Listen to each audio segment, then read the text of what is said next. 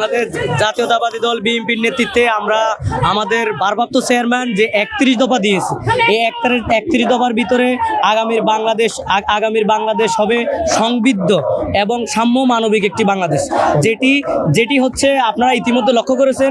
বাংলাদেশ জাতীয়তাবাদী দল বিএনপি 31 দফা সারা বাংলাদেশে বাস্তবায়নের লক্ষ্যে কাজ করছে। এই 31 দফার ভিতরেই বাংলাদেশ বিনির্মাণে আগামী দিনে যে একটা সমৃদ্ধ বাংলাদেশ ঘটবে এবং সেই বাংলাদেশে প্রত্যাশা আমরা করছি ইনশাআল্লাহ।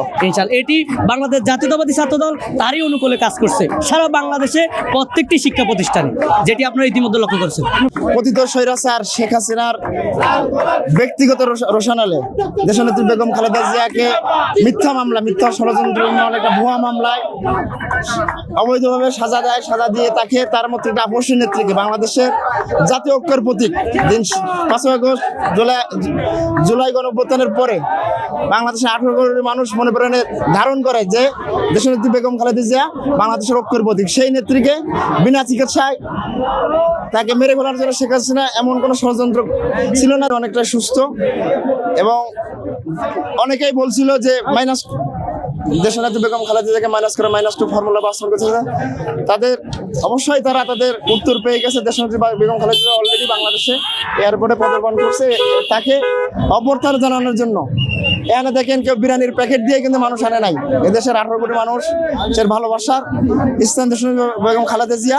সেক্ষেত্রে দেশের ছাত্র সমাজ অবশ্যই উচ্ছ্বসিত।